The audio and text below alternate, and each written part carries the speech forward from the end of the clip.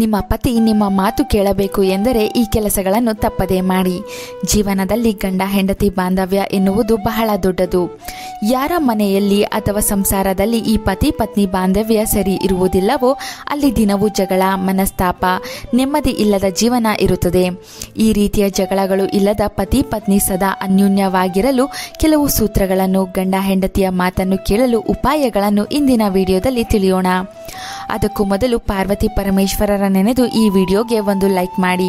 ನಮ್ಮ YouTube channel ಹಾಗೂ Facebook ಪೇಜನ್ನು follow ಮಾಡಿ. ಸ್ತ್ರೀಯರು ಸಾಮಾನ್ಯವಾಗಿ ತನ್ನ ಪತಿಯು ತಾನು ಹೇಳಿದಂತೆಯೇ ಕೇಳಬೇಕು ಎಂಬ ಒಂದು ಕೋರಿಕೆಯನ್ನು ಹೊಂದಿರುತ್ತಾರೆ.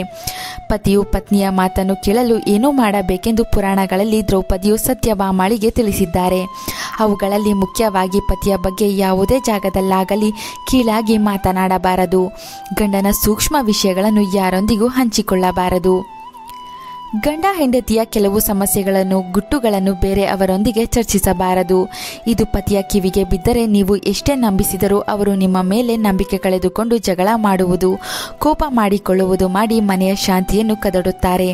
ಇದಕ್ಕೆ ನೇರ ಕಾರಣ ನೀವೇ ಆಗಿರುತ್ತೀರಿ, ಎಚ್ಚರ. ಇನ್ನು ಕೆಲವು ಸ್ತ್ರೀಯರು ತಮ್ಮ ಗಂಡನಿಗೆ ತಾವು ಹೇಳಿದ್ದೇ ನಡೆಯಬೇಕೆಂದು ವಾದಿಸುತ್ತಾರೆ. ಗಂಡನ ಮೇಲೆ ಸವಾರಿ ಮಾಡುತ್ತಾರೆ. ಗಂಡನನ್ನು ವಶೀಕರಣದಲ್ಲಿಟ್ಟುಕೊಳ್ಳಲು ಅನೇಕ ರೀತಿಯ ತಂತ್ರಗಳನ್ನು ಮಾಡಿ ಸೋತಾಗ ಗಂಡನ ಮೇಲೆ ಇಲ್ಲಸಲ್ಲದ ಆರೋಪ ಹೊರಿಸಿ ಅವರ ಮೇಲೆ ಕೋಪಿಸಿಕೊಂಡು ಕಿತ್ತಾಡುತ್ತಾರೆ. ಇದು ಗಂಡನಿಗೆ ಹೆಂಡತಿ ಮೇಲಿದ್ದ ಪ್ರೀತಿಯನ್ನು ಕಡಿಮೆ ಮಾಡುತ್ತದೆ. ಹೀಗೆ ಮಾಡಬಾರದು. ಗಂಡ ಹೇಳಿದ ಮಾತನ್ನು ಕೇಳಬೇಕು ಎಂದರೆ ಮೊದಲು ಅವರನ್ನು ಬಹಳ ಪ್ರೀತಿಯಿಂದ ನೋಡಿಕೊಳ್ಳಬೇಕು, ಮಾತನಾಡಿಸಬೇಕು. ಅವರ ಮನಸ್ಸಿನಲ್ಲಿರುವ ಆಸೆಗಳನ್ನು ನೀವೇ ಗ್ರಹಿಸಿ ನೆರವೇರಿಸುವಂತಿರಬೇಕು. ಒಬ್ಬ ತಾಯಿ ತನ್ನ ಮಗುವನ್ನು ಹೇಗೆ ನೋಡಿಕೊಳ್ಳುತ್ತಾರೋ ಹಾಗೆಯೇ ಗಂಡನನ್ನು ಕೂಡ ಹೆಚ್ಚು ಕಾಳಜಿ ವಹಿಸಬೇಕು. ಗಂಡನಿಗೆ ಆತನಿಗೆ ಇಷ್ಟವಾಗುವ ಶುಚಿಯಾದ ಅಡುಗೆ ಮಾಡಿ ಬಡಿಸಬೇಕು. ಗಂಡ ಊಟ ಮಾಡುವಾಗ ಆತನ ಮುಂದೆ ಚೆನ್ನಾಗಿ ರೆಡಿಯಾಗಿ ಲಕ್ಷಣವಾಗಿ ಪ್ರೀತಿಯಿಂದ ಊಟ ಬಡಿಸಬೇಕು. ಅವರಿವರ ಮುಂದೆ ಗಂಡ ಇದ್ದಾಗ ಹೆಂಡತಿಯು ಜೋರಾಗಿ ನಗಬಾರದು. ಇದು ಗಂಡನಿಗೆ ಸಿಟ್ಟನ್ನು ತರಿಸುತ್ತದೆ. ಬೆಳಿಗ್ಗೆ ಎದ್ದ ತಕ್ಷಣ ಮುಖ ತೊಳೆಯದೆ ಮೈಗೆ ನೀರನ್ನು ಹಾಕಿ ಸ್ನಾನ ಮಾಡದೆಯೇ ಗಂಡನಿಗೆ ಮುಖ ತೋರಿಸಿ ಮಾತನಾಡಬಾರದು. ಹಾಳು ಮುಖದಿಂದ ಆರಂಭವಾದ ಸಂಭಾಷಣೆ ಅಥವಾ ಪ್ರೀತಿ ಪ್ರತಿಕೂಲ ಶಕ್ತಿಗಳನ್ನು ಹೆಚ್ಚಿಸಿ ಮಾನಸಿಕ ನೆಮ್ಮದಿ ಹಾಳು ಮಾಡಬಹುದು. ಕನಿಷ್ಠ ಮುಖ ತೊಳೆದಾದರೂ ಗಂಡನೊಂದಿಗೆ ಸಂಭಾಷಣೆ ಮಾಡಬೇಕು. ಗಂಡನಿಗೆ ಇಷ್ಟವಾಗದ ಬಟ್ಟೆಗಳನ್ನು ಧರಿಸಿ ಗಂಡನ ಕೋಪಕ್ಕೆ ಗುರಿಯಾಗಬಾರದು. ಗಂಡ ಆಗಿನಿಂದಲೂ ನಡೆದುಕೊಂಡು ಬಂದ ಕೆಲವು ಆಚಾರ ವಿಚಾರ ನಿಯಮಗಳನ್ನು ನೀವು ಸಹ ಚಾಚು ತಪ್ಪದೆ ಪಾಲಿಸಬೇಕು. ಇದು ಗಂಡನ ಮನಸ್ಸಿನಲ್ಲಿ ಉಳಿಯುತ್ತದೆ. ಇದರಿಂದ ಆತ ನಿಮ್ಮನ್ನು ಗೌರವಿಸಲು ಆರಂಭಿಸುತ್ತಾನೆ. ಗಂಡನಿಗೆ ಮಾತ್ರ ಸಂತೋಷಪಡಿಸಿದರೆ ಸಾಲದು. ಗಂಡನ ಜೊತೆ ಆತನ ಪೋಷಕರು ಅಥವಾ ತಂದೆ ತಾಯಿಯರನ್ನು ಬಹಳ ಚೆನ್ನಾಗಿ ನೋಡಿಕೊಳ್ಳಬೇಕು. ಇದರಿಂದ ಗಂಡನ ಪ್ರೇಮ ಭಾವನೆ ನಿಮ್ಮ ಮೇಲೆ ಹೆಚ್ಚಾಗುತ್ತದೆ. ಸೋಷಿಯಲ್ ಮೀಡಿಯಾ ಹುಚ್ಚು ಈಗ ಎಲ್ಲರಿಗೂ ಇದ್ದೇ ಇದೆ. ಗಂಡ ಮನೆಗೆ ಬಂದಾಗಲೂ ಆತನ ಮುಂದೆ ಊಟಕ್ಕೂ ಸರಿಯಾಗಿ ಬಡಿಸದೆ ಉಪಯೋಗಕ್ಕೆ ಬಾರದ ವಿಡಿಯೋಗಳನ್ನು ನೋಡುತ್ತಾ ಕೇಕೆ ಹಾಕಿದರೆ ಗಂಡನ ಸಿಟ್ಟು ನೆತ್ತಿಗೆ ಏರುತ್ತದೆ ಜೋಪಾನ.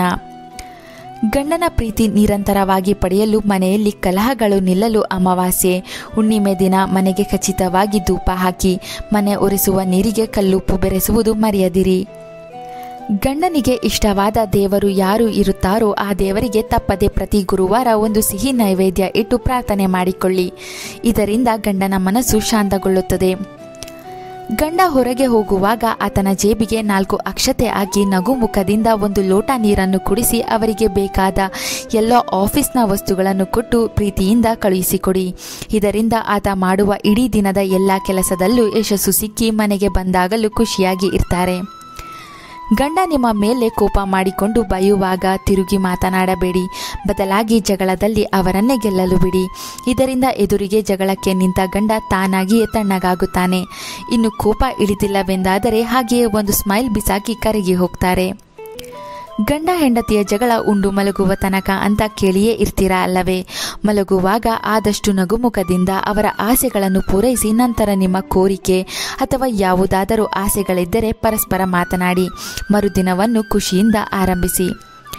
ಮನೆಯಲ್ಲಿ ಮಕ್ಕಳಿದ್ದರೆ ಅವರ ಕಿರುಚಾಟ ತುಂಟಾಟ ಕೆಲವೊಮ್ಮೆ ಹೊರಗಿನಿಂದ ಬಂದ ಪತಿಗೆ ಇಷ್ಟವಾಗುವುದಿಲ್ಲ. ಅಪ್ಪ ಬಂದಾಗ ನಿಶಬ್ದವಾಗಿರುವಂತೆ ಅಪ್ಪನ ಬಳಿ ಪ್ರೀತಿಯಿಂದ ಮಾತನಾಡಿ ಎಂದು ಹೇಳಿಕೊಡಿ. ಮಕ್ಕಳ ಮುಖದಲ್ಲಿ ನಗು ಹಾಗೂ ಅವರ ಪ್ರೀತಿ ನೋಡಿದೊಡನೆ ಹೊರಗಿನ ಕೋಪ ತಾಪಗಳು ಕೂಡ ಕಡಿಮೆಯಾಗುತ್ತದೆ. ನಮಗೆ ಅನ್ನಿಸಿದ್ದನ್ನು ಕೆಲವು ಉಪಯುಕ್ತ ಸಲಹೆಗಳನ್ನು ನಾವು ಬರವಣಿಗೆಯ ಮೂಲಕ ನಿಮ್ಮ ಮುಂದೆ ತರುತ್ತೇವೆ. ಆದರೆ ಕೆಲವರು ವ್ಯೂಸ್ಗೋಸ್ಕರ ನಾವು ಹಾಕುವ ಮಾಹಿತಿಗಳನ್ನು ಕದ್ದು ಬಳಸುತ್ತಾರೆ. ಅಂಥವರಿಗೆ ಬೆಂಬಲಿಸಿದಿರಿ. ಮುಂದಿನ ವಿಡಿಯೋದಲ್ಲಿ ಮತ್ತೆ ಸಿಗ್ತೀವಿ. ಚಂದನ ಲೋಕದ ಸುಂದರ ಅರಮನೆಯಲ್ಲಿ ಭೇಟಿಯಾಗೋಣ. ವಿಡಿಯೋಗೆ ಲೈಕ್ ಮಾಡಿ, ಶೇರ್ ಮಾಡಿ. Thank you.